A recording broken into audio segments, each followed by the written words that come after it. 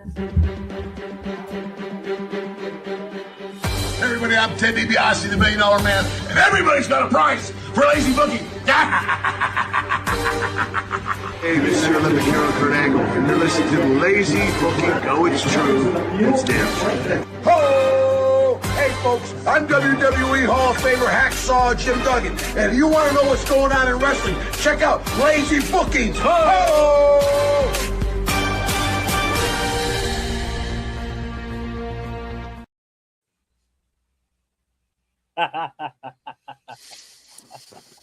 What's up, everybody? It's the Lazy Booking Podcast on A2D Radio, and we're celebrating 10 years of the Lazy Booking Podcast tonight. So why not go to the throwback intro? And it was funny because before we went on the air and I was trying to get it speed up, I overheard Maddie talking about the old studio and the Tito Santana picture. And I knew I was queuing it up, so I had to put it in there. So there it is. But no, we're actually going to roll the real intro now. Here we go. Everybody's got a price for the $1 Million Man. Oh, who's that kid? Nick. He looks like Beaker from Muppets. The one on FS1, Nick Wright. Yep. Yeah. I got something. That's for amazing. him. I did not even. I love that. If I get 5 women and they're all in the same room with me, we're going at it at 110%.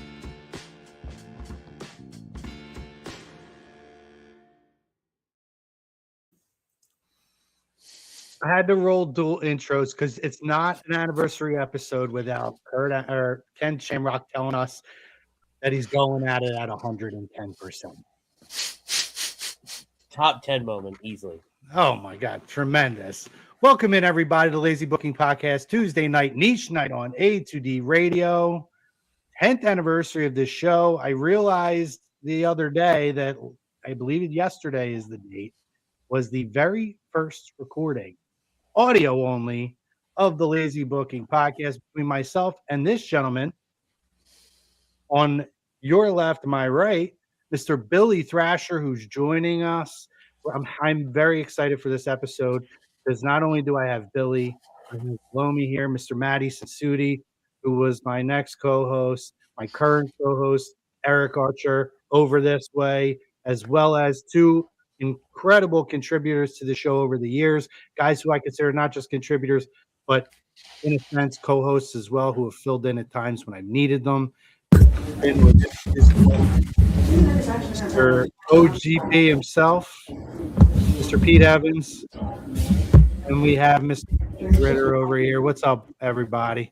What's going on, brother? Congratulations. Thank you, guys. Thank you. It's an exciting time. We're happy to be on here with you guys. And you know what is kind of a weirdly slow week? WWE. So what we did here was we decided that we were going to. Hold on. Yeah, I got a little feedback, bud. We decided that we were going to go in here and we're going to talk the last 10 years of WWE, AEW's evolution coming in, the women's revolution. We're going to talk about 10 years of professional wrestling and since we've been on the air. So our show marks right after AJ Styles made his WWE debut. It's been unbelievable since that time. We're going to show a little bit of love to our sponsor, Dr. Paul Vidal, Specialized Physical Therapy. You can find him in Burlington and Cherry Hill, New Jersey. You can find him on the web there. And the aches, pains, brand new, anything long-lasting, short-term, contact that doc. And he's going to make sure that you are on the path to physical righteousness, Andy. Ooh. Physical righteousness. Why do you single me out for that? Because every time I have like a new slogan for it, you always say, oh, Jesus, here we go.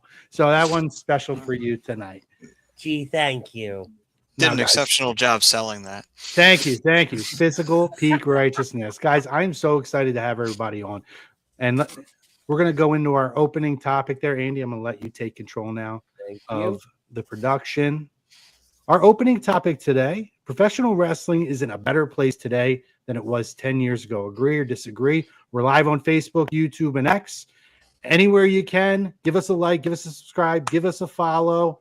And by the way, make sure you guys join the conversation because we want to hear from our people out there. We want to talk about the last 10 years with you guys. So let's kick it off. We're going to work our way around the horn. We're going to start with Billy, go down to Pete. We're going to work our way around that way. I'll go last. Billy, agree or disagree to the statement here that wrestling is in a better place than it was 10 years ago when we started this? I think the quality of the product, yeah, for sure. As far as what's going on now and pricing people out, not so much. Yeah. It's kind of a bit of both, right? Like, so, but the quality of the product's way better than it was 10 years ago. Yeah, I think that you nailed it on the head. The financial burden is quite tough, and we are going to dive into that specifically for this time of year. Pete, what say you, sir? I agree with the poll, not just the quality, but the opportunities for those who are in the business, who do this thing that we all love called professional wrestling. There's more opportunities, more companies out there now, more competition out there now, which makes it a better competitive environment. I would say wrestling is more of an open market than some other industries in the good old US of A right now, presently, which makes those who don't have to, like, where did AJ come from 10 years ago? He came from New Japan, right? So you have obviously now the collaborative effort between promotions now is definitely in a better place. The production, how much access we have to the product now from in the ring and outside of the ring with shows like WWE Unreal.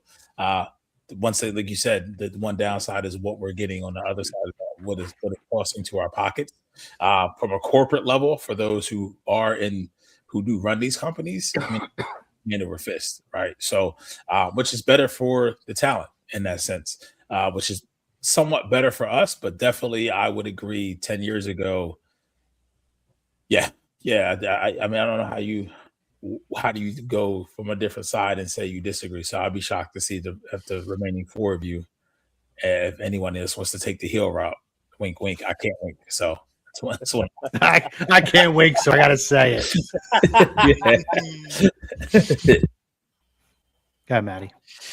I will say agree. For the most part, I feel that there is more, like Pete was saying, more opportunities now than there was back in 2016. I mean, AEW coming around did open up doors for a lot of wrestlers who wouldn't have had the opportunity to be on television and to have the opportunity to make a decent living at what they do.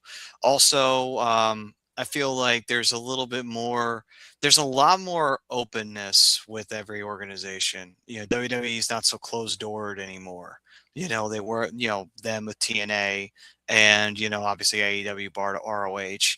I'll let you guys determine whether that was a good thing or a bad thing. But at the end of the day, though, I feel like a lot more has opened up. I think also with streaming becoming a thing more preeminent now, it makes it much more easier for you to get the product that you want. If you don't necessarily want WWE, you don't necessarily want AEW, you want to go outside of the US, you can do that now a lot easier than you could back in the day. Back in the day, you used to have to go to the sites to watch the streams of the shows like Wrestle Kingdom and what have you. You don't have to do that anymore. You have opportunities now to watch what you really want to watch and enjoy the product that you want to enjoy. And yeah, I like the fact that we're in a place now where there's a lot more visibility for a lot of wrestlers. You can really follow someone that you really have an investment in or someone that you really find a fan of. You can literally trace, for example, Cody's career from the time he started in WWE. You can go to his time in Japan, you can go to his time in ROH, you can go to his time in AEW. You can follow that whole thing all the way to where he is now back in WWE. It's a great thing. You don't always get that, so I'm happy that that's around nowadays. Yeah, past the days of tape trading, right? Right. Oh my god, I remember those days. Andy? So I think it has to be in a better place. right? I don't think this show is successful if wrestling isn't in a better place 10 years later. It's a fair right? point. You look at, if we want to go back 20 years, it's a totally different environment because the landscape has changed. And Sudi said it wonderfully. We're able to track a superstar's career from the independent scene until they make it to that big main event roster, whether it be WWE, AEW, or New Japan, right? We're able to say, hey, there is another company within the United States, albeit run by a moronic black sweatshirt wearing idiot, that is promoting these other stars and talents, WCW like. And then you also have access to New Japan, and you have access to stuff in the UK, and the doors, again, Sensudi, again, thank you for taking all of it, said that the doors have been open to every promotion now, right? And you look at what WWE is stuff. We just honed in on just WWE, and look at what has changed there within the last 10 years. First of all, the old man ain't running it anymore. Full stop. So it totally changed everything. And when we look at what we talk about, and even the financial side of it has changed. And I think, though, from coming from the car sales perspective, right, they've at least built value in their product more so than they did 10 years ago. There is that long-term storytelling. There is that payoff that makes sense. There is that unpredictability that we've all learned and longed for in our time of watching professional wrestling. So to say that it's in a better place, it damn well better have been 10 years later, where we all did something wrong with our lives.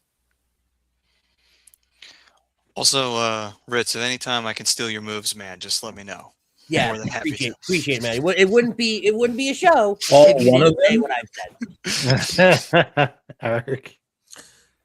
So if you look at 2016, would you have thought in 2016 that we'd be able to see wrestling on TNT again, TBS, AMC, Netflix, HBO Max, Roku, YouTube? And you can find whatever you want on any kind of platform that you want now. And for that, it's a good thing for everybody involved. The one thing that I'll say that I'm concerned about as far as the future is people that are anti one company and pro other company, just like everything. And if you don't like it, don't watch it. I think there's a lot of like AEW. Oh, I like AEW. I hate WWE. Oh, I hate WWE, so I'll watch AEW. Watch whatever the heck you want. Watch everything. Watch nothing. But you got to admit that everything is better now than it was before, because there's a lot more to choose from. There's a la carte. You can, like somebody said before, you could go and watch NWA if you want. You can go watch. You can watch anything. You watch JCW. You can watch anything. You watch old WCW if that's what tickles your fancy. I mean, it's whatever you want, wherever you want, at any time. Yeah, no, listen, I couldn't agree. And I think the one thing we didn't really touch on is how much NXT has evolved since that time as well. And that's contribution, right? I think you guys really hit all the bullet points. But when I look at what NXT has become, and I think one of the key things with that too, it changed women's professional wrestling, because NXT was the developmental place for what became the women's evolution. When you look at that 4 horsewomen group between Charlotte, Becky, Sasha, Mercedes, and Bailey. And now that is now spread over amongst multiple companies, because Mercedes is one of the figureheads of AEW, which is the competition, right? So everybody's starting to benefit from what that evolution was. I mean, I even look at TNA Impact. By the way, let's not forget that TNA Impact is back. Like, so you talk about TNA Impact, and to see some of the names that they've brought in, where Sonya Deville is now there, Daria Ray. They have Cora Jade there. I mean, this talent now is spreading. And then you talk about AJ Styles in 2016 had to go the New Japan route to get the WWE. If this is 2026, AJ Styles could end up on NXT. And that's how he starts to dip it, much like Joe Hendry is now. It's such a different world. And then AEW, again, to what Eric was saying, right? Whether it's your cup of tea or it's not, for some of us it is, for some of us it isn't. The one thing I got to say, it has given a lot of opportunity and put a lot of eyes on a lot of talent. And talent that is much deserved. And that's some talent that's gone on and steamrolled that into a WWE opportunity. There's WWE talent that did not hit their peak, or there just wasn't enough space, who's been able to go to AEW and has been able to, like Tony Storm is a prime example of that. And then obviously you look at talent like MJF, who've become big time names in this industry at such a young age, and that they were able to go there and not have to grind longer through an indie, all through the indie company. So it's really become such a world. And I mean, the technology, like you guys nailed that on the head. I mean, NWA is running and for the most part thriving at this point. We've talked to, we've partnered a couple times with NWA, promoted their events, had their talent on here. It's been awesome. And Billy Corgan, with what he's done with them, has made the NWA. No, they're not like the major player that they used to be, but guess what? Hey, they're a breeding. They've worked with WWE in some smaller opportunities, and it's a place that a lot of talent is going to start and get an opportunity to get their feet wet, grind their teeth a little bit before they get to an AEW, a TNA, and so on and so forth. Hey, LA Knight was there right before he went to WWE. Nick Aldis, who we talked to. We had Nick Aldis on this show when he was the NWA champion. And you look at, you said Joe Hendry, right? Look at everything we've talked about, technology, opportunities, right? Being able to see things from overseas. Joe Hendry isn't sitting as the NXT champion today without that, because he really starts getting that come up with What Culture Pro Wrestling in 2016. So the last 10 years have really shaped that man's career, and look at what he is now. Yeah, absolutely. Without a doubt. And just to speak to the women's side of it, 10 years ago, for a female superstar to want to tap into life outside of the ring, that was almost a death sentence for a career. Now you can have a kid and come back and almost feel missed. There's way more, even from the IWC and us, it's more relatable to these superstars, what we're seeing in this medium that they perform, and they entertain us as human beings, right? And that's kudos to the human decency side, even under the old man somewhat, that to allow that to happen, right? We see you spoke about those who we may see, like we just saw Royce Keys, Powerhouse Hobbs debuted on the Royal Rumble, but it's also given opportunities. I know we talked about AJ. It's also given opportunities to guys like Cody, who was there for 8 years, 7 years in WWE, left in 2016 around this time as Stardust, said, listen, I'm going to bet on myself. I'm going to become undeniable, and did that. Started a competitive company. For whatever reason, that didn't work out, and now look at him. I mean, to me, he is this Ric Flair of this generation, from the look, the way he carries himself as a champion, inside, outside of the ring. I mean, hell, it's Black History Month, and he's damn near honorary brother, Raheem. You know what I mean? So, wondering when that was coming up. I mean, but 10 years ago, just that wasn't there, right? And like Andy said it so well, it's like if it wasn't successful 10 years ago, we weren't here now, we wouldn't be doing this show. So it's still giving us something to talk about. It's the gift that keeps on giving. Yeah, look, and I know we're going to continue to real quick. I want to pop this up just because this is my guy right here. We got a hey guys. He says it's me, Bray. Yeah, we got that child security going on. Love it. It's Billy's son, who I love him, and he's become he's become a big boy at this point, like almost a little grown man, which I love. Yep. So I want to make sure I say what's up to Bray. I love you, buddy. I hope you're doing good. Keep up with the bowling and everything else. Want to get that in there before we move. Love on. me some bowling. We'll get to the other comments too. I just Bray's like our little OG original fan. So. Oh yeah, he was. He knew I was doing Brian. this, and he was chomping at the bit. He's like, "Can I come? Can I join?" I was like, "No, man." Like, yeah. Well, hey, I'm glad he's on commenting, and we appreciate you, Bray. We love you, pal. He's named after Bray Wyatt. That is correct. We were talking about women's wrestling, and it reminded me of something. So the weekend I met you, Chrome, I kind of found this today, and I don't know if you know what this is. Is that the thing that had all the tickets in it? That is the travel package. I still have it. I kept mine too. Funny story about that is that weekend. I don't know if you went to it, but we were talking about NXT. They had an impromptu show that got announced. I did go to that. Did go. Okay, good. I was there too. I have 2 uncut tickets from Ring of Honor that I did not go to. Mm-hmm.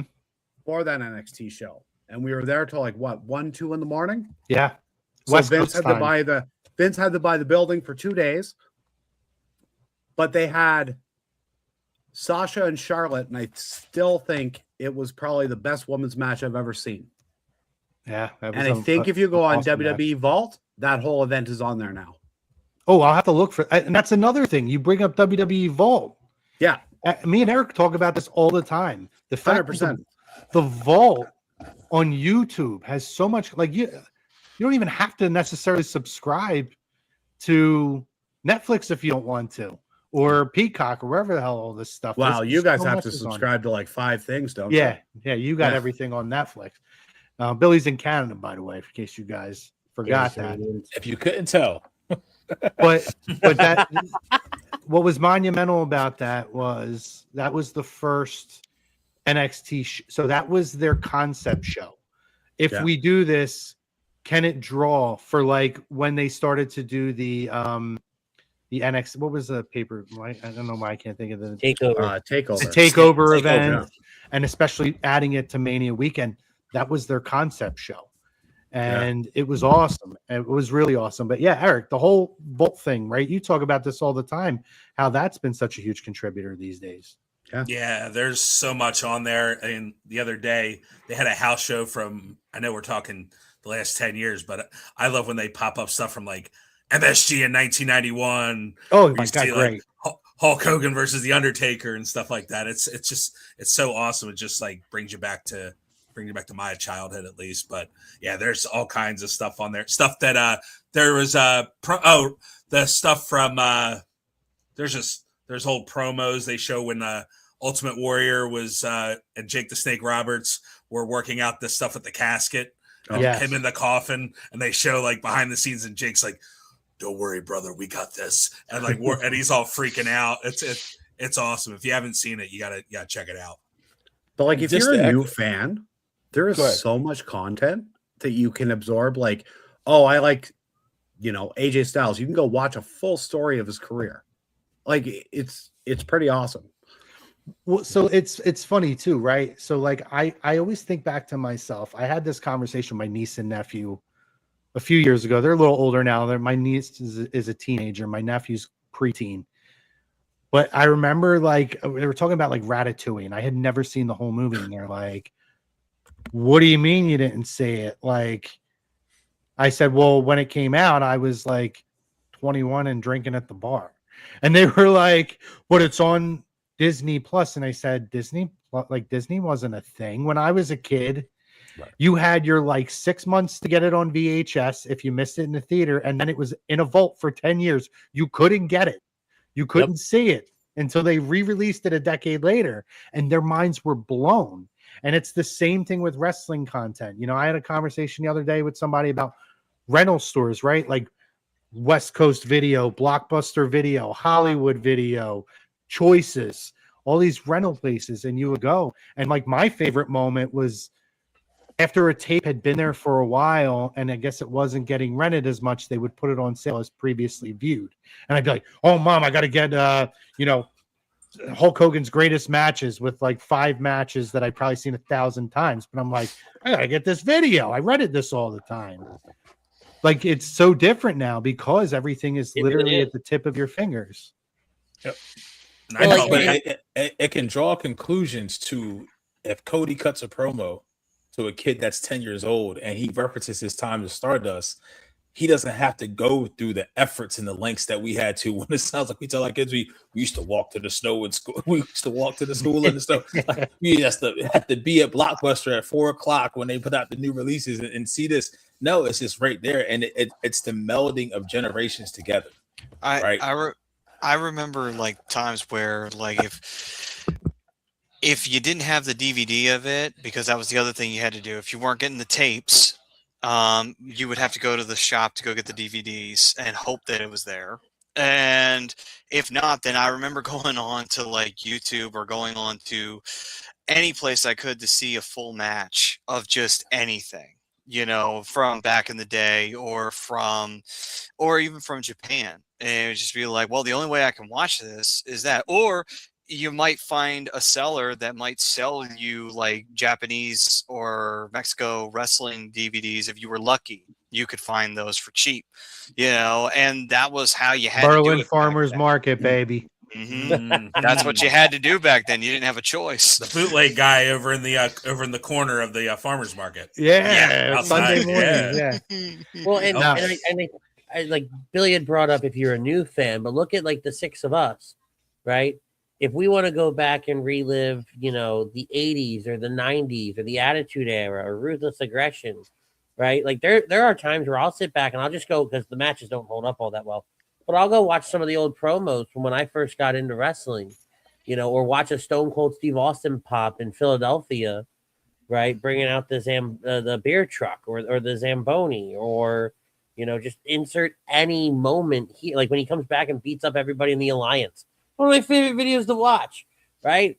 You can do all of that at the tip of your fingers, and you can find everything. So it not only does it let you as a new fan come in and learn and be engrossed and be able to pick up on what's happening, but as old fans, we're able to go back and have those nostalgia moments. And, you know, if you have kids like Billy, you know, you've got a son, you can show Bray what you grew up with and share in those moments together.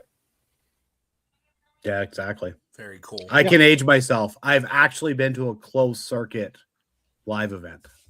See, I could have. I was old enough, but I didn't. I got into wrestling around WrestleMania 5, I think, was my first Mania that I watched. So I watched it a little bit before, but my first vivid memory is WrestleMania 5. But was that a closed circuit event? No, WrestleMania 5 was a pay-per-view by then. Okay. Now, to your point, right? We just did that.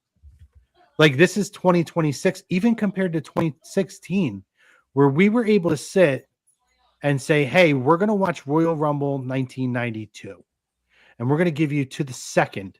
And no matter where you are, you could tee it up to the exact second, hit play with us, and we were all able to sit and watch along and have a conversation between me and Eric and the folks who were chatting with us about exactly what we're seeing at that moment from something that was 33 years ago, 34 years ago. It's wild. It really is.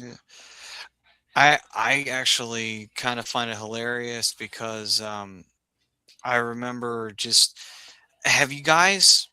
you call them PLEs? Because I don't. I can't. Like, it feels weird. It's hard.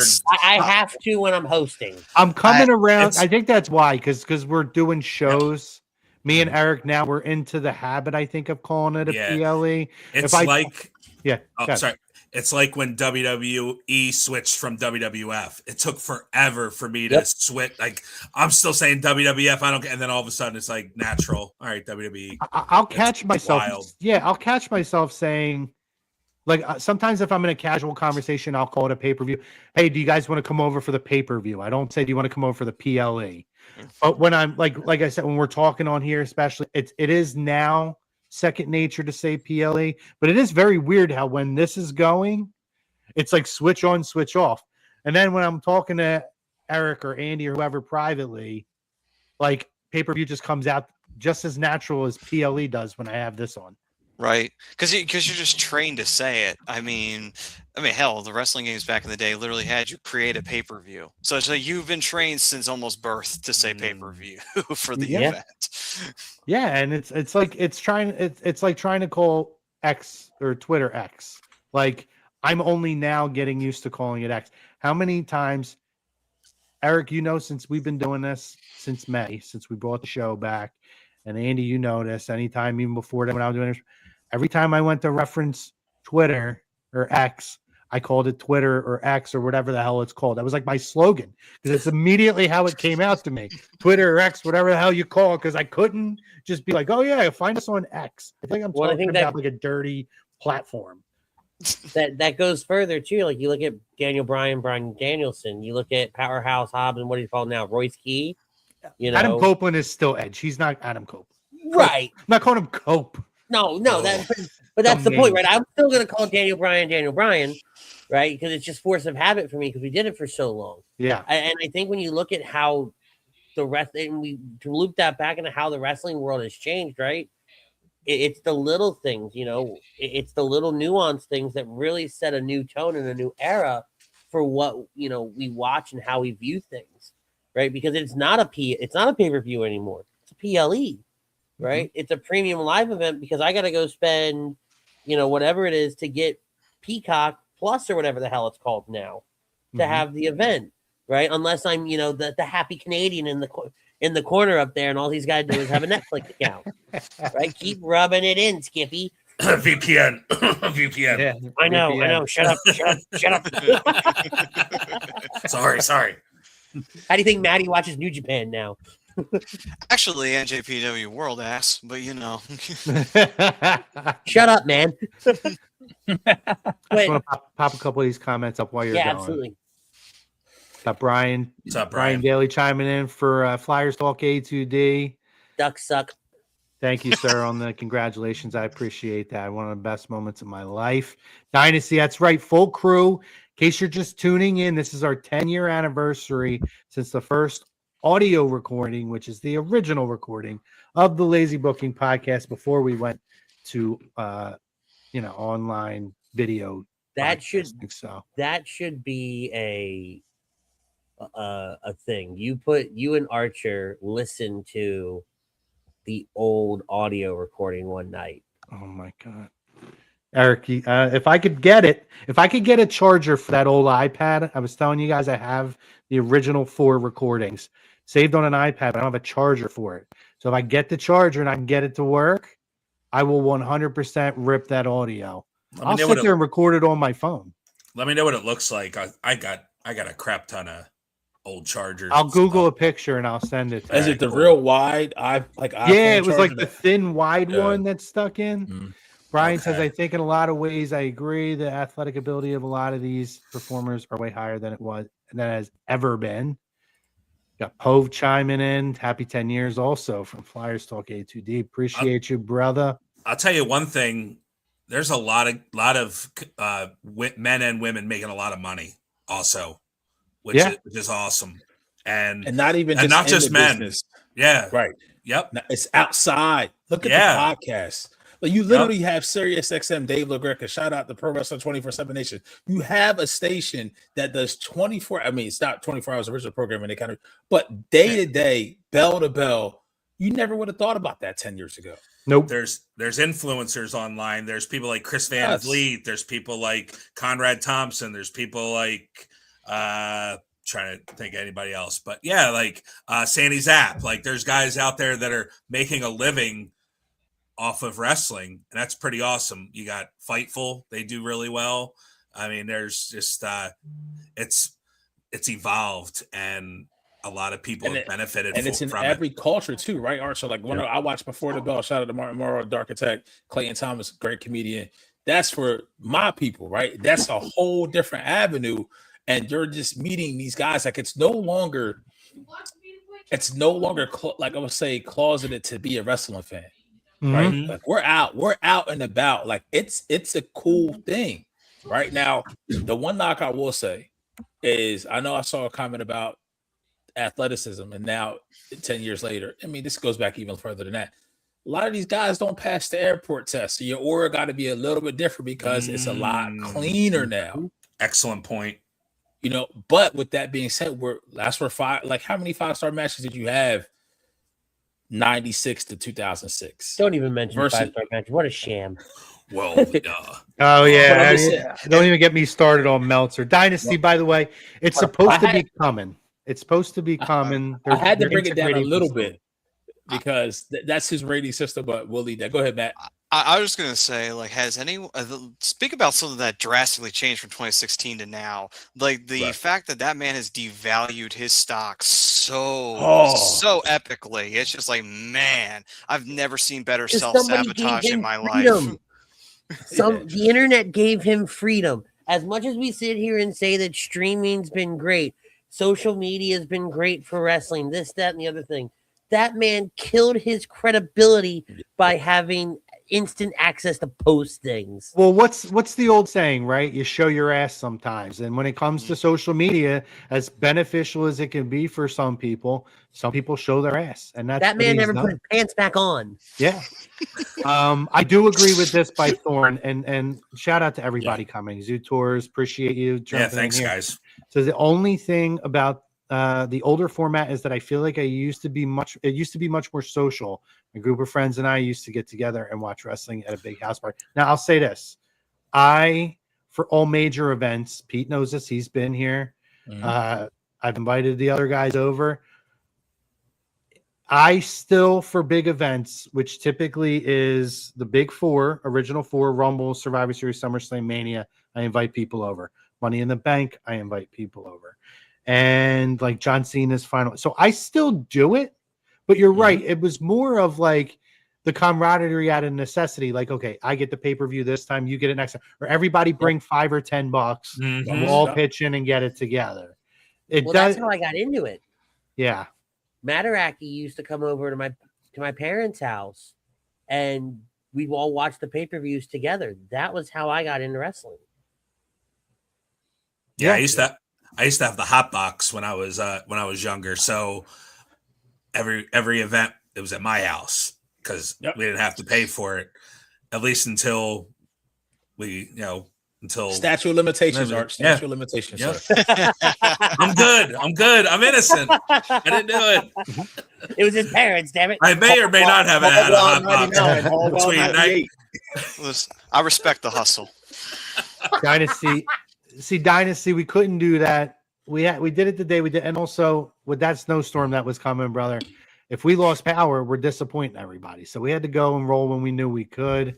Greg said, "What's up, fellas? Congrats on 10 years, boys. Thank you so much. Thank you. Congrats to everybody here because you guys all were participants of this." There's my beautiful fiance chiming in saying, "Full crew tonight. You got it, babe." Marcia says, "What are you talking about, gang? We're talking the last 10 years, Martian. Appreciate you jumping in here, buddy. Prism, thank you for that. Goes to everybody here. Here we go. And back to your talk about the women's evolution, person who won't ever get their flowers. True.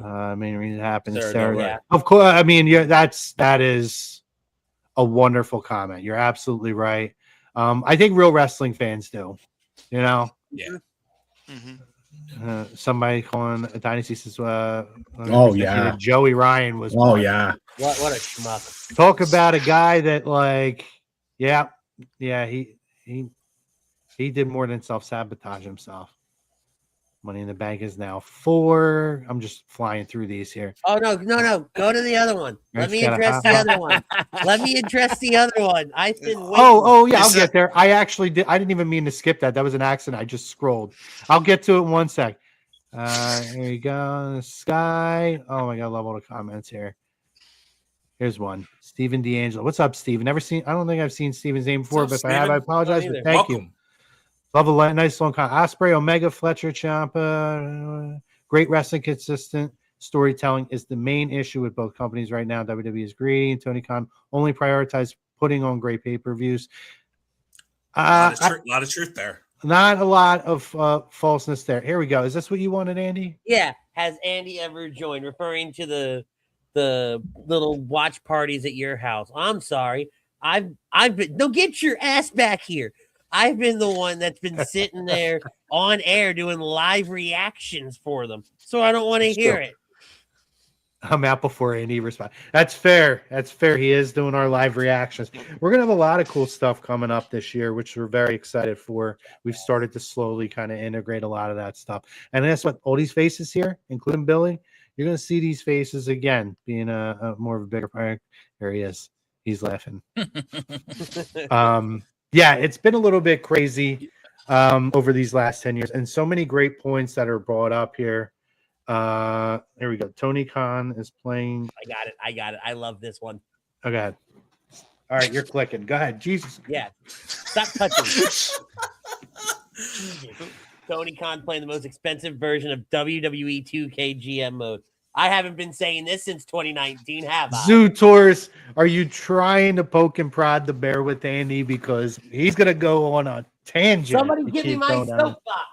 Yeah. Speaking of that, you guys were flicking that comment on and off so much. I felt like it was an AEW backstage issue going on. Hey, and we've all come full circle. Thank you. No, that's good stuff. Yeah, we kind of it's interesting because we did touch on a lot of the different eras, right? Because I think the one thing we didn't talk as much about, I think that, but we've touched on it. We talked about Sarah Del Rey, but the NXT Black and Gold era and how important over the last 10 years I think this was to professional wrestling. And again, you're seeing it over both companies. Tommaso Ciampa, who I think does. I love Ciampa, and you know I'm more of a WWE guy. I'm not a hater of any company. I'm not one of those you got to beat one or the other. I'm more a WWE guy, just is what it is. So I prefer to see guys stay. But Ciampa's one of those guys I wanted to see go there. But you look at the disbursement of talent and how they've become top talent in all these different companies. Primarily the men are the ones who have gone to AEW and driven that, and the women have continue to flourish in WWE. It's wild, but I did want to just talk about the impact that the Black and Gold era over the last 10. I know it's like that comment. I'm like short circuiting now. How that Black and Gold era has been so important to everything over the last 10 years. Does anybody want to jump in on that and add some thoughts to that? I do, because good. I think if you look at the current roster and who's at the top of the game across the board and who sat in those really big positions, whether it be John Moxley, Seth Rollins, Roman Reigns, you know, in the early part, and then Finn Balor, and then Shinsuke Nakamura, and then Adam Cole, Drew McIntyre, right? All these people that stacked that very front end of the Black and Gold. Like, they made takeovers rival the main roster shows. And we said it a lot. I know you guys would do it on Lazy Booking. We would do it on In This Very Ring.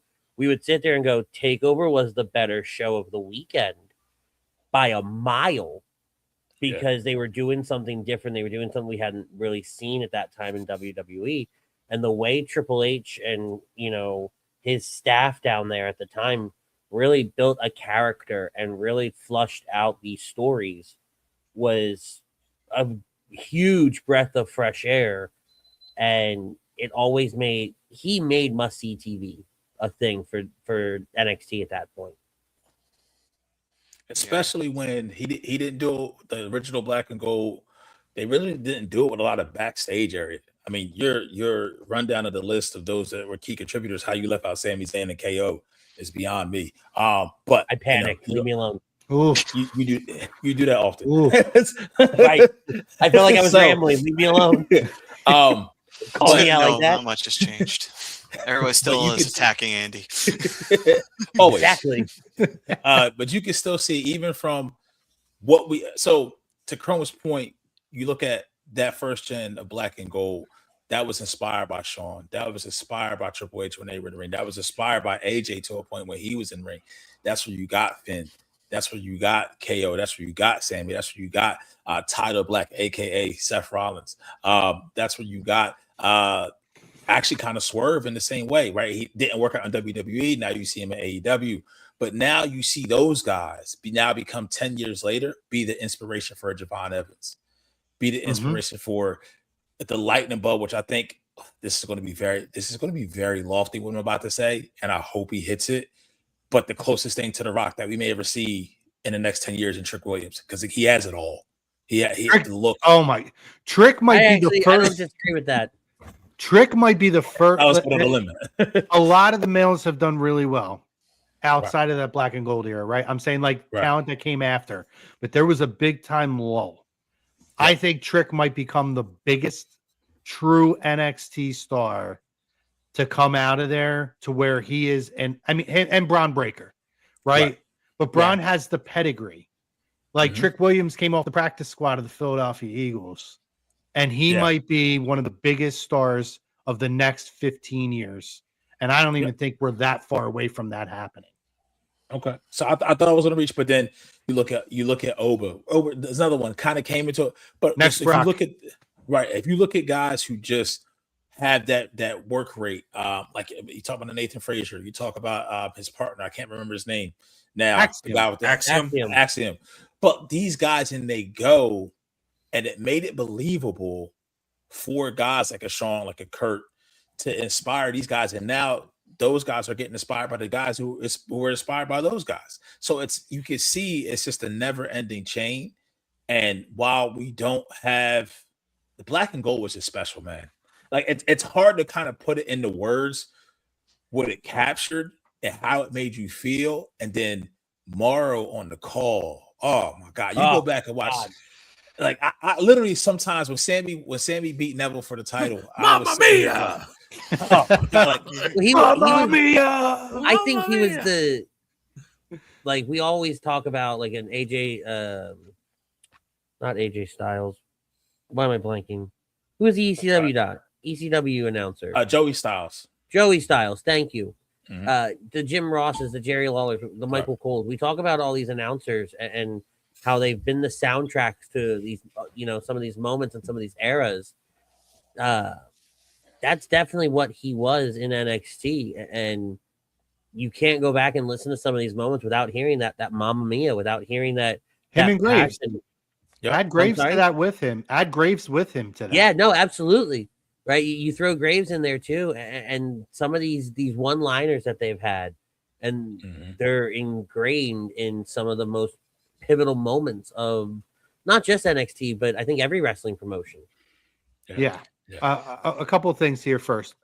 With this comment by Dynasty, I got to tell you, me and Billy were at WrestleMania 31, the hat he has on for the heist of the century. I was in the crowd at WrestleMania 33 when the Hardys came back. I've been there I was there for the story. I've been to a number of takeovers, and to this day, I have never been in a crowd like it is going to an NXT takeover. It is as mainstream, indie, insanely awesome, wild crowd as you get. And those days, little tamer now, in those days, that might be the best wrestling crowd you could have ever possibly been in. So, fun fact about 100%. Takeover Dallas. Okay. Jax and I, that was the weekend we came up with the idea for what would become In This Very Ring. But we didn't think NXT was going to really be anything huge and great. And so we end up watching that show from the hotel room. And I will tell you, within 10 minutes, we were trying to find tickets to go drive over there and get in the building. Oh, I'll bet. Yeah. This is a comment right here, by the way. Talk about a 10-year difference. Who knew HBK would be the mentor for all the new talent? Crazy. I mean, what a time, right? Maddie, you think you had something you want to say? Yeah. What I was going to say was that I think the reason why NXT in that era was so special was because it was so different from what Raw and SmackDown was giving you every week. And you didn't have you had alternatives. True third brand. Right. Yep. But you didn't have what you had now. You didn't have an AEW to be, a legit competitor to WWE. and you had to still go through some of the wild means that we were talking about earlier to go find anything else. So you only really had Raw and SmackDown. When NXT started to really pick up steam, it's like, wow, this is different. There is something special about this. It's new, it's fresh, it has a little bit of old school mixed with new school, and it works perfectly. Yeah, that was that period of time. Some of my I'll- some of my favorite Go ahead. times on this show were the early days with Billy, and then with Maddie when we first started going and covering that NXT Black and Gold and talking about the NXT talent and the takeovers, because it was a beautiful time to be a wrestling fan and to follow a company like that. When again, we're talking about like you didn't have all the access to everything. So when you hear about Adam Cole, I had seen Adam Cole, but not everybody I knew did. But you hear about how tremendous this talent is, and then you get to see him there. It was like on a weekly basis. And you hear about all these different guys that came in. You know, you would see Kyle O'Reilly and Bobby Tommaso Fish. Ciampa and Johnny Gargano. Yep. Like, I was always the biggest Bobby Roode fan in the world. And then he gets to go to NXT and is over like Rover. It was It was glorious. it was a beautiful, beautiful time. I want to talk about in a minute some of our I want to shift it to covering this show. I do want to get your Mount Rushmores, and I want to just talk about our favorite moments of being on the show. And I do have this little thing prepared that I wanted to make sure that we played. And it's a little sadder, but I think it's important that we do this. So I'm going to take this banner down. Andy, if you could do that for me. And I did want us to pay tribute, because some of them were guests on this show, alumni of this show, to some of the talent that we lost over the last 10 years since this show started. So we're going to launch this off as our little respect to the talent that we've lost over the last 10 years.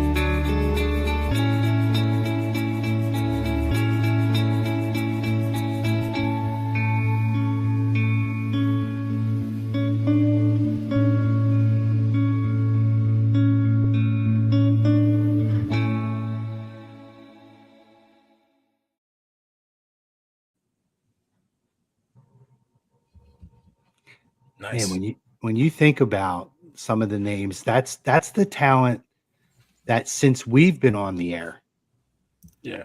that we've lost over that time. And you know, our first big interview on this network on A2D Radio was with Psycho Sid Vicious, which was awesome. And then we had the honor of talking to Kevin Sullivan as well, who put us over like you wouldn't believe. Called us the premier show in wrestling, and he just was such. And the best thing about talking to Kevin Sullivan was it wasn't an interview; it was a conversation. He wanted our opinion on things and how we felt about certain things, and it was really special. We've lost some major names, some young, some older, almost all of them way too soon. So I wanted to make sure that we paid our respects to those over that last 10 years.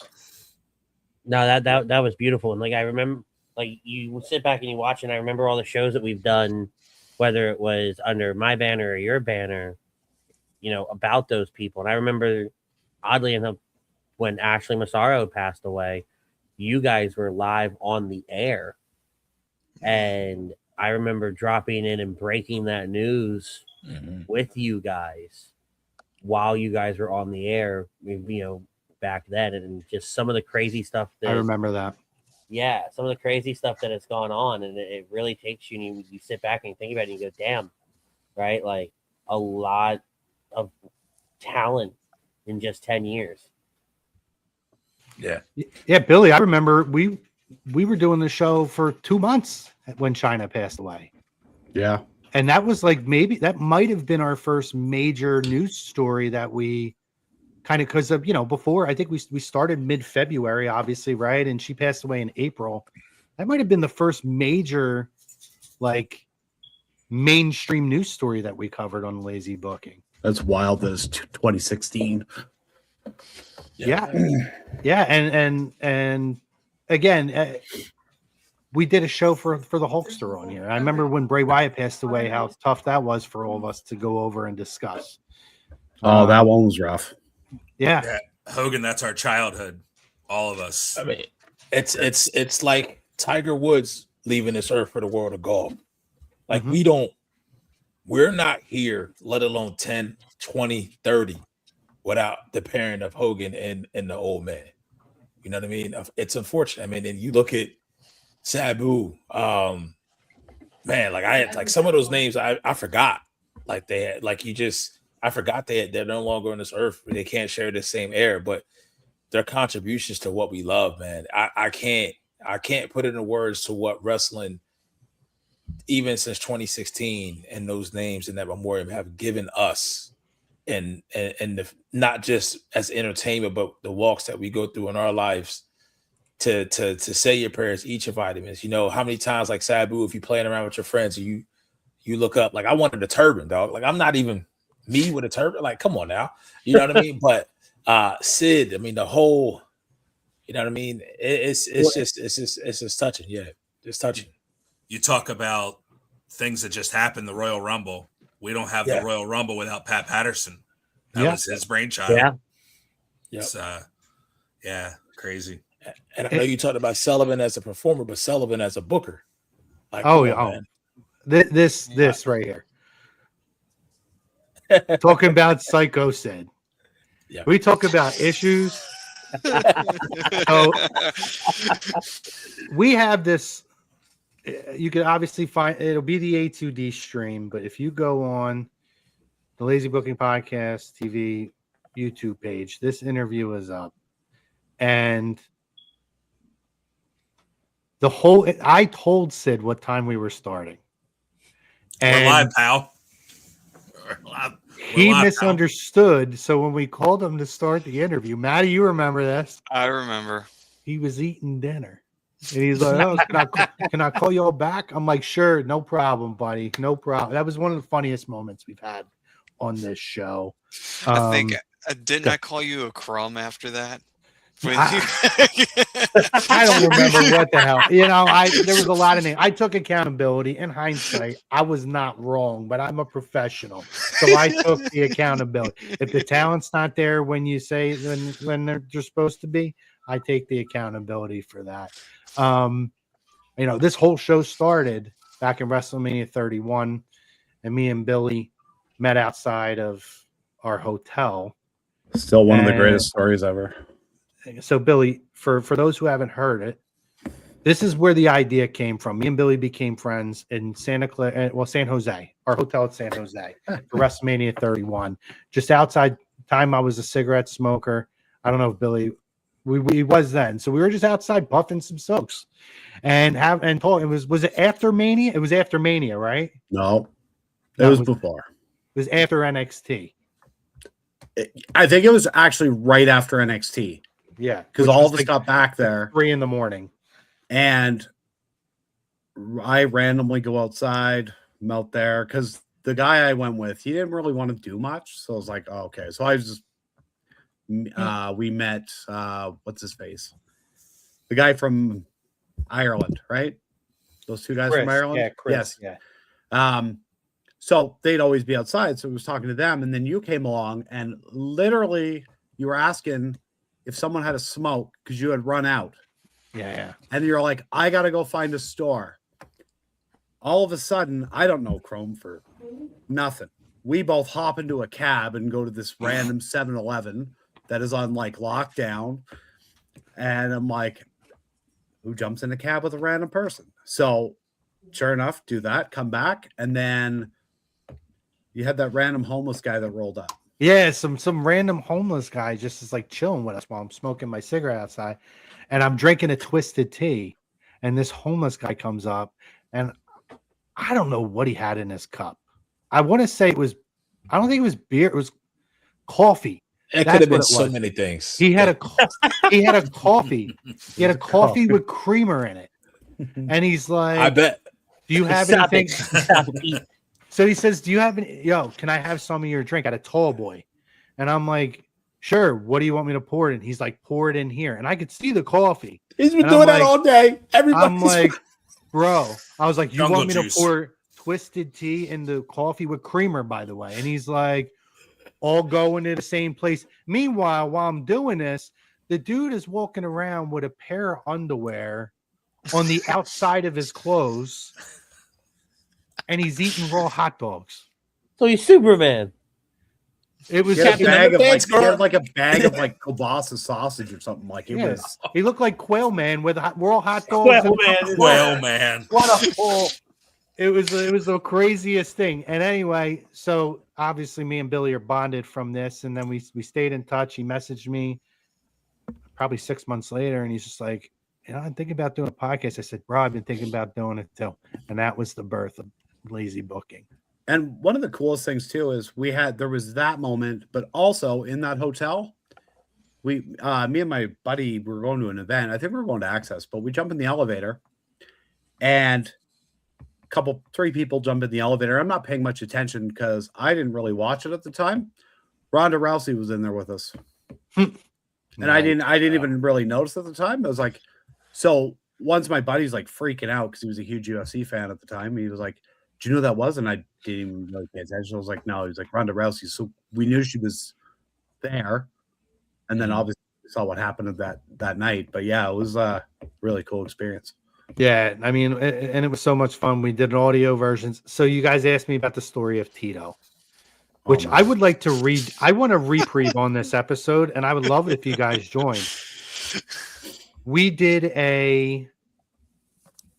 one of our first episodes, and I think I have the audio for this one too, Billy, is we did an Intercontinental title, greatest Intercontinental champion ever. Me and Maddie did one of these before. I think what did we do? European champion We or did something? the European title because I have the European belt. And we did the all-time jobber too. Yes. Me and Maddie did a couple of these tournaments. So we got into it, and I never knew I had an animosity for Tito Santana, to be candid. Neither did I. We're doing this tournament, and they're like, it's like Triple H or Tito Santana. And I don't know who Billy had on there. But he did have Alicia Hope Ross, who shout out to Alicia. I hope you're checking this out. And if you're not, Billy, tell her to go check it out at about the 102 mark. Shame. Yeah. Alicia was one of our early contributors, kind of co-hosts as well. She was awesome. But they kept putting Tito through. And I'm like, why is Tito Santana going Strike over Force, like baby? So like I got this, like I started getting like I'm forgetting I'm on a podcast at this point, and I'm like arguing at why Tito Santana should not be going over people. And then that turned into why Tito Santana sucks. And then it became this whole thing where I'm like, I'm just totally ripping Tito in every opportunity that I could possibly have to try to get these people to. And I think maybe in hindsight, 10 years later, and I may be realizing this now, part of this might have been a rib because I fed it to them, but they kept putting them through. And so I told them from that day, and I stuck to my guns. I will destroy Tito Santana every opportunity that I get, and I still do it to this day. And I had him on the show, right, Maddie? You have, because we I was just interviewed him. about to say that. Yeah. Let me tell you how unlucky Tito Santana is. Here we go. Do you want full screen for this? You want Tito Santana, if you want. Don't do full screen. I want everybody on it. But Tito Santana, we get him to come on the show. The night we get him on the show is one of the worst storms ever. Mm-hmm. A freaking show. We get a power outage from the storm. We lose Tito. We end up getting back on. The show never makes it to YouTube because of it. And the only reason the footage of it exists, because now Facebook actually eventually removes all those things, is I was able to rip the video, and it is on the Lazy Booking Podcast page. But I have that original video or interview with Tito, and I did challenge Tito to a match at WrestleMania 34. I challenged Tito. I might have gave him a few flowers, though. Didn't he have a gimmick where he was the Matador or something? El El Matador. Matador, yes, the Pace Bacani. I remember distinctly asking him that question too. He's like, "Why did they change your gimmick to El Matador and still called you Tito Santana?" And he's like, "I don't know." He hated it. He hated it, by the way. So I listened to a podcast with Bruce talking about when they changed him. They sent him to bull riding school for like several months to learn to be a matador. Like that was like legit. Yeah, they like, did. Turned him, yeah, it's crazy. I think he told us that. By the way, Dynasty, neither. I was gonna ask that when you. I'll take Tito over Brett because at least Tito was willing to come on the show. I was gonna say, good thing we never did like the top like WCW like US champ or something like that, because then it'd be Bret Hart all over you instead of Tito Santana or something like that. Somebody else might have big timed us.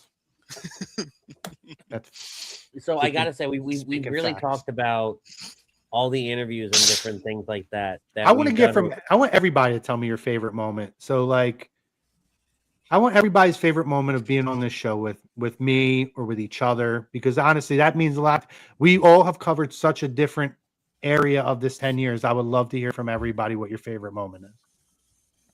So, Billy, do you want to go first? Well, why don't we go by ear? We'll go Billy, Maddie, and then we'll go Andy, Pete. I know it's like all over the place, but yeah, I'll call everybody out. Billy, what was your favorite moment? The one show that I wish I had the audio for, and I think you know where this is going, is in one show we had a correspondent who was in a different city, drunk. He was in New Orleans, and he was hammered, drunk. Yeah, and just started ranting. I'm like, I don't know. I was starting to think, I'm like, do I keep letting it go or do I shut this down? But it was, if I had it, I would cherish that because it was incredible.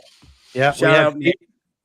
Yeah, Nate. We have feet on the streets, and he was hammered and trying to talk wrestling with us, and that did not work out very well. But it was a classic moment. You're right. That was a good one. Maddie, what's your favorite, bud? Oh, all right. Well, I'm going to cheat a little bit. It's a tie. Okay. First one was the show after WrestleMania when Bad Bunny did like a show or halftime show, and I say that even though he did the Super Bowl halftime show this year. Anyway, but the next show, I think we were trying to get Andy literally to say I'm a Bad Bunny after every single thing he said, and we were just torturing him the entire show. I remember that. And then the other one was That's a good one. I forgot about that. The other one was when they had Kofi Mania was going on. He just won the Elimination Chamber, and Aaron said, "How do you think this will work with Kofi?" And I said, "Well, the belt's made of hemp, and Kofi used to be Jamaican, so I think that this would be perfect." That's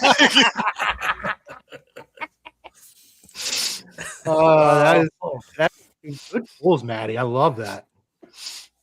Andy, what's your favorite time being on with? So I have to say it. I don't, and it's the Ken Shamrock interview, number one, but mostly because of the stuff that happened off air leading up to the Ken Shamrock interview, where Sinsudi and I are terrified, and we're sitting in the background waiting for him to come in, freaking the hell out because we're like, this man will kill us.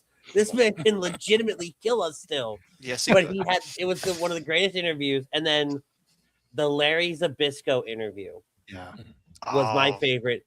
Also because we had a snowstorm. Mm-hmm. So I was like, all right, I don't have power. I'm going to my parents' house. I'm not missing this interview. But that was probably one of my favorite interviews that we had done. Larry was awesome. I was supposed to go golfing with him. I actually stayed in touch with him for a while. Oh, wow. I never got a chance to. I wish I did. Is that a common theme with Lazy booking interviews during storms? Yes. It seems to be, We knew we had nothing else to do. Well, COVID COVID was really a big peak point, right? Because of Shamrock, right? And COVID changed everything, and it changed obviously the dynamic of this show. Well, then that was And that February where we did Candice Michelle, Larry Zbyszko, Nick Aldis, and the Headbanger Mosh. yeah, Yes. That was the 4 That was a every month. week. That was, And then that was the February. yeah, and Oh. then we had Shamrock, and we were one of the first interviews for Leo Rush right after he got released. Yeah, I We had remember. That him was and a good one, Shamrock too. pretty close to each other too, like within a week or two of each other. So that one was pretty cool too, because that was literally we were like his first. Like, I don't think we were his first. I think we were his second interview. So that was pretty cool because we didn't know that until we got on with him. Yep. Yeah. So, Yeah. Oh yeah, and you cut out yeah. too at the beginning of the interview, and it was just me and him. Yeah. Pete, what's yours, buddy? I would say $1 Million Man, the interview. That was just for me surreal as far as being that close to someone and interviewing them. It was like a surreal moment for me, and asking this person questions. Like, dude, I remember being at WrestleMania 4 and 5, watching you, and I hated the shit out of you. But you're such a cool person.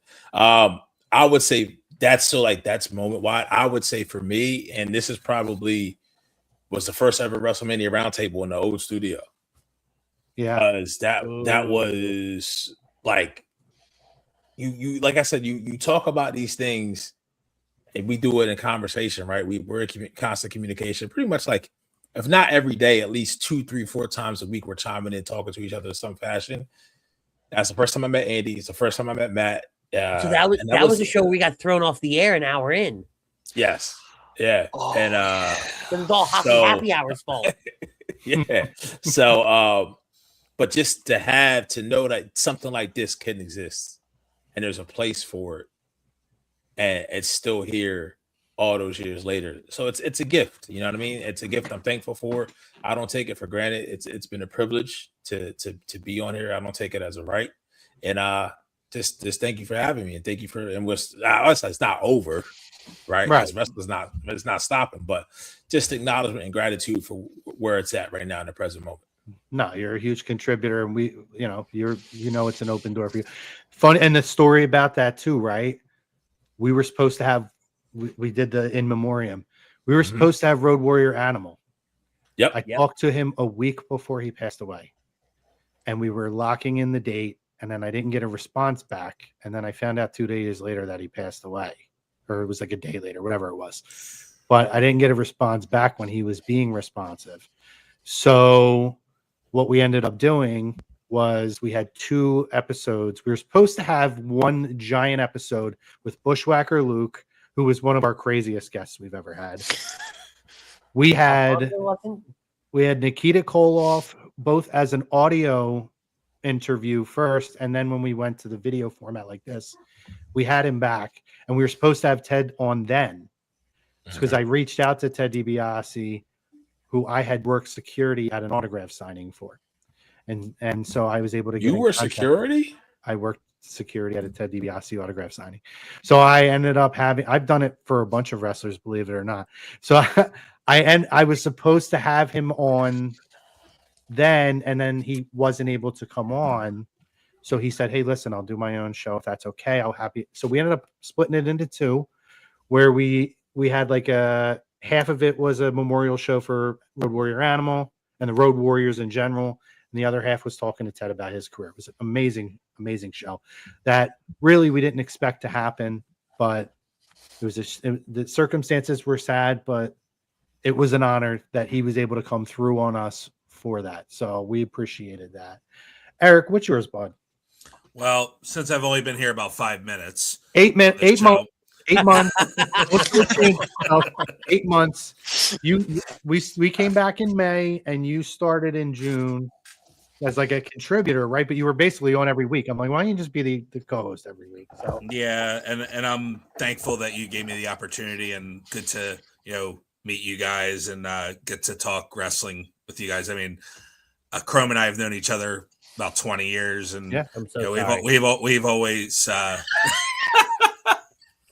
Not no easy. apologies needed. No apologies needed. Not easy being my friend, but you're all still here, aren't you? Yeah, he's I was about to say, Yeah. you have a lot of exes, sir. Like you like Flair in the '80s. You win a lot, but you drop it. You drop the title a lot. so, but we've always talked wrestling, and this is another way to do it. So I appreciate it. But I think, of course, the most obvious choice for me is the interview we had with Vince Russo. Tell you what, like, we had a format, and the format got thrown out the window in about 5 minutes with his hot takes about Facts. Triple H, and Triple H don't give one shit about John Cena's legacy, bro. Guess what? How viral did those videos go, though? My goodness, like, he gave us hot take after hot take after hot take, and they, like, my goodness, and what a great guy he was. Like, he had his shtick, and he had his, you know, persona, and you think the worst when you think of him. Like, he has such a you know, polarizing history. Yeah. I mean, to people don't like him, there's people that love him. I mean, the experience that Crum and myself had with him, nothing but glowing things to say about the man on a personal level. Just great guy, and we still have a relationship with him, and we hope to have him back on the show sometime this year. I was just floored how professional he was, on time. I think, you know, he was talking stuff about sports with us, and, you know, stuff like that. And I know he just went through some stuff with his dad. I think he's back on the show this week on his Coach and Bro. So I'm glad his father's doing well. But he was fantastic. Yeah, I mean, listen, whether you agree or disagree with him, our experience with him, it was amazing to have somebody who, whether you agree with them or not, is willing to speak that truly openly and honestly. And I will tell you, when you talk to the man off camera, he's not a different person, but he is incredibly friendly and respectful and complimentary. And he opened a door for me and Eric to continue to work with him. We didn't ask for that. He said to us, anytime you need me, let me know. So he's a great guy. That was one of my probably greatest experiences of talking to a guy who's had that much of an effect on professional wrestling, who was in an in-ring town. It was awesome. Awesome. I got to be honest, guys. For me, I have memories with all you guys, and you all touched on that. If I'm going so I'm going to take like personal memories with you guys out, because you guys really hit on probably really mostly all. Although I will say, Billy, the one we missed was the first Lazies. When I wore a suit and everything, and you guys were like, "Oh yeah, you didn't expect me to show up," and I showed up in a suit. We are lazy, which we didn't. We got to do. Maybe we'll still go back and do that. Also, quick thing, Nate was in the chat, by the way. I saw. Yeah. He dropped a comment up there. He's got a couple. So here is. So, COVID-wise, our interview with Matt Tremont was special because it was a very uncertain time. Independent wrestling was suffering at that point. We didn't know what was going to happen. And Matt was incredibly friendly, who I have had a personal and professional relationship with in a sense. And he was very candid. I just thought I mean, he was even in like the empty arena talking. It was just such a cool moment, cool opportunity. And I just remember at that point feeling like I don't know how many eyes are ever going to see this, but if you know what this time is like right now and you hear this interview, it feels special. So that was really monumental. And then for me personally, very unexpected but unbelievable moments was Fightful picking up 2 of our interviews, because I had no idea. I have a personal friend who used to be next door neighbors with Tyler Breeze. I reached out to Tyler Breeze and I just said, hey, we've met because we have talked before and met. I don't know if you remember me. We met, we interacted these couple times. I'm friends with your next door neighbor. I was in his wedding. I would love to have you on the show. He's like, no problem. I didn't even know he came back to professional wrestling. And here he gave me this interview. It was an Awesome interview. And next thing I know, the next day, I'm getting text messages of an article. Fightful, Yahoo Sports, Major, like Wrestling Observer. Yep, Like everybody picked it up. Dickhead's Print picked it up. You know what I mean? It was everywhere. And I was like, holy shit, like this is cool. I have the links all saved somewhere because I'm like, I actually got picked up by like real news outlets. It was awesome. Yeah. And then another unexpected, this is kind of like sometimes you just step in shit and you come out smelling like roses. We set up an interview with Devon. No idea that they're about to announce 5 days before that the Dudleys are having their retirement match against the Hardys in TNA. And then next thing you know, I'm like, oh my God, this is like crazy. Like, how does this happen? And I had him on and he talked about it, and he had a message for the dirt sheets regarding him and his abilities and this. And guess what? It got picked up again. And that was just a wild moment for me because that's not something I always wanted to interview. Billy knows when we did this back in the day, I said, if we get 7 viewers, one of my goals is I want to interview a wrestler. Like a someone who I watch as a kid. And we've gotten to do that. Never in my wildest dreams did I honestly think somebody would pick it up. And then in those 2 moments, that was a stepped in shit and came out smelling like rose, and I had no idea either way. Same thing with Leo Rush. That was just, I didn't know we were one of his first interviews. I thought we were just having him on. Well, I remember how excited you got just to get when you had wrestlers do the intro. Like, not even an interview, just the intro originally. Yeah. And it was like the greatest thing ever, right? So yeah. And now we have a relationship with Brian Heffron, the Blue Meanie, who comes on with us all the time. Vince Russo and some of the other people. You know, we've had Bushwhacker Luke on a couple of times. We've had Nikita Koloff a couple of times. So it's been a dream. And honestly, to work with you guys has been awesome as well. I know we were going to do like a Mount Rushmore. Did you guys actually prepare one, or were you just going to go off the cuff? No, but before we get into that, and I won't speak for everybody, but I can probably say it's all resound. Like we all say the same thing. You guys, Billy and Chrome, you guys laid the foundation for what would eventually become what Lazy Booking is now.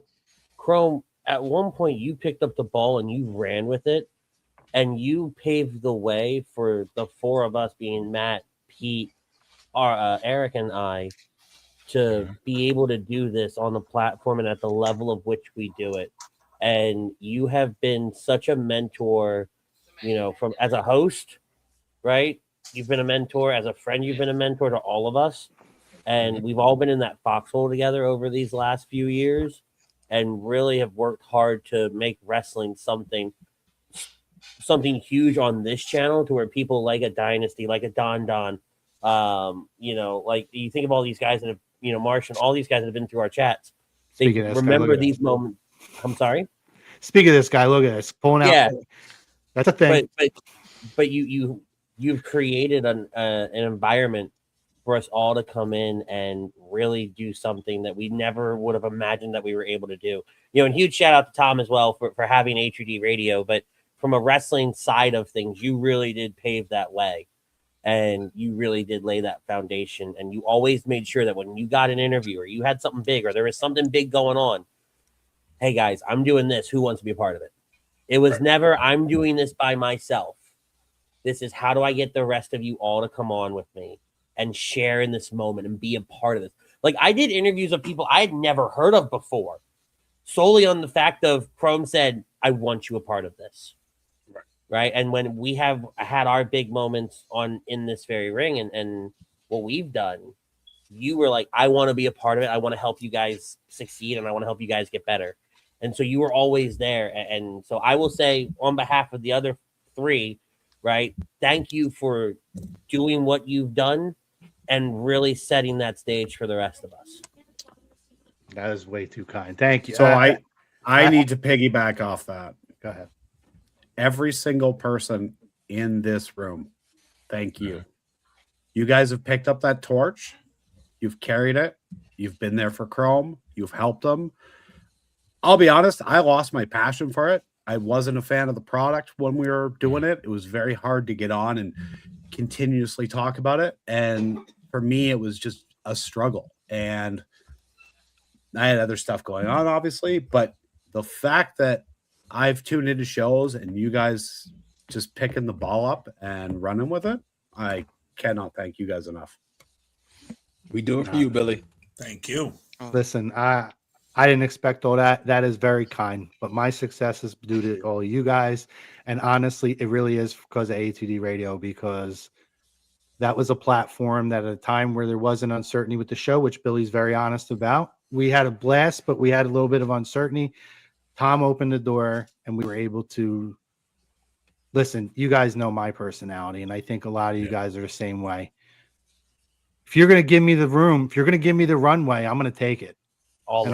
If I'm doing something, I'm going 100% at this point. And like the older I get, the more I get like that, right? So like, it was an opportunity, and I've said this to Tom personally, and I'll say it on the airways here. Whether wrestling was always something that he thought he'd ever have on this platform, I don't think he ever bought into the wrestling product. He bought into myself. He bought into Andy. He bought into Pete, who Pete does other things. Maddie doing hot. He's been with Tom forever. He's buying into Eric being here, like never a word about. He doesn't know Eric, but he believes in my trust in it, and what he's seen from Eric, he believes in him now. Yep. And that is a credit to Tom and his belief in the people that he has here to do things and not just do them the right way. So, Amen. You know, we're going to bypass the whole thing. I don't want to keep Maddie's got to get on a show in like 15 minutes, but I just want to say, like, this was awesome. And I'm glad we had everybody here. And I said it a few months ago and I completely forgot about it, that, oh yeah, this year we're going to celebrate the 10-year anniversary. 2 days ago, I'm like, oh shit, it's the 10-year anniversary. We had planned that. And you guys all, again, the fact that we got everybody on. That's what I'm saying. Joy. Like that, it's so typical of the show, right? Lazy booking, but everybody pulls through. And emphasis on the lazy part. Yeah, 100%. This was really an honor for me, not just to celebrate the show, but to celebrate the people who I have had the privilege of being a co-host with on here. And honestly, again, to celebrate A2D Radio and Tom for the opportunity they have given us over all these years. He knows I love him, Big Dad, and I will always appreciate it. And that's why this show will be here until they kick me out the door. This show is going to be on here. We do other stuff now. We do our own things, but this is our like Agree to Disagree is kind of like the flagship for A2D. It's been one of the longest running shows on here, if not the longest running. Mm-hmm. This will be the wrestling flagship on this network for as long as they'll have me.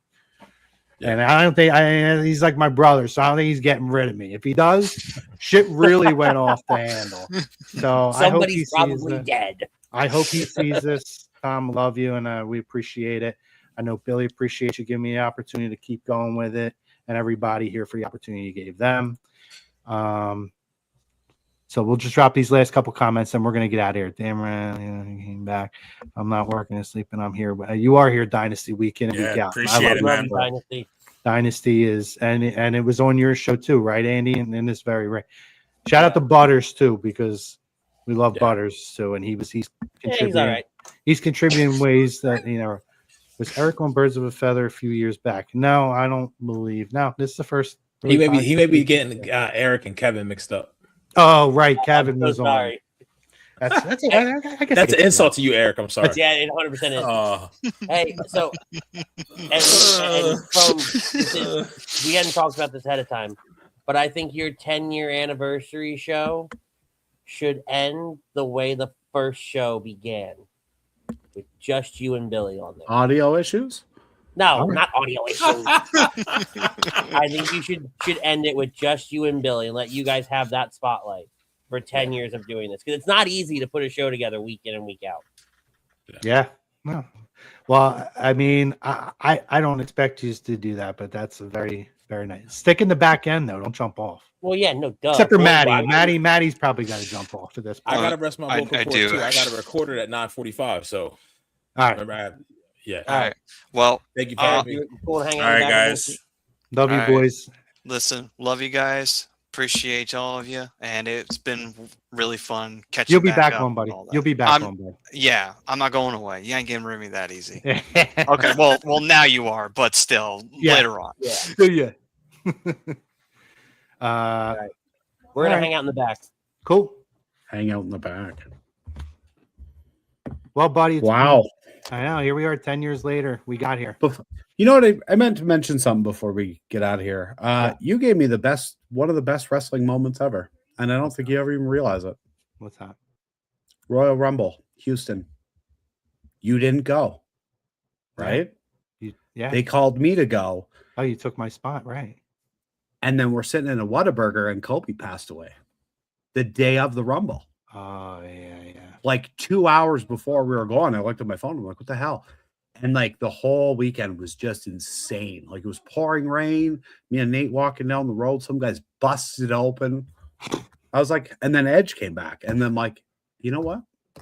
Can't thank Chrome enough for that. I don't ever think I mean, I'd rather you there, but I mean, I'll tell you, as annoying and frustrated as I wild. was that I wasn't there for the Edge thing, I remember thinking to myself, you're Canadian. Yeah. And like, I know it sounds so cliche, but it's a real thing. For that moment, for that, I remember going crazy when he came back.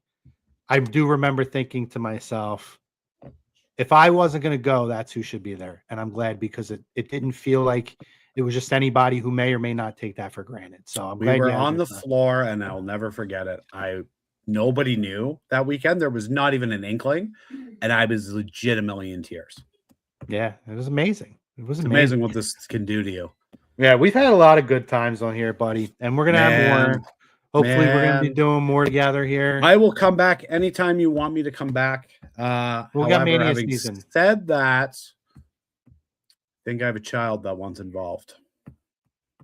Well, he's a big we'll fan. See. We'll see what we could do. Maybe we'll do something special around Mania season. He can pop one and contribute a little bit. We'll see. But we'll yeah, talk. We'll talk. As I said, it's been awesome what you guys have done with it. Thank you. One of my favorite parts was when Ritz gets unhinged. That's always good. So, well, part of it is when that's the moniker heel Chrome, right? I like to poke and prod and get him crazy anyway. Yeah, good stuff. I'm just expecting the audio to cut out at this point, but it has not. So no. But listen, again, this was awesome. 10 more. Yeah. To 10 more and many more after that. To everybody out there who follows us now, who has followed us, who supported us over the years, thank you. Best is yet to come. Thank you to A2D Radio and Tom. This has been awesome. The last 10 years we covered in professional wrestling has been awesome. I can't imagine what it's going to be like when we do a 20-year reunion show. But thank you to everybody out there. Please like, subscribe, give us a follow, give us a share, tell your friends about us on the way out the door. But in the meantime, for myself and Billy and everybody who was on here, Andy, Eric, Maddie, Pete, love those guys. Love you guys. Thank you again for jumping in here. And as Andy always says, we're going to end it with this. Tell someone you love them, and we out.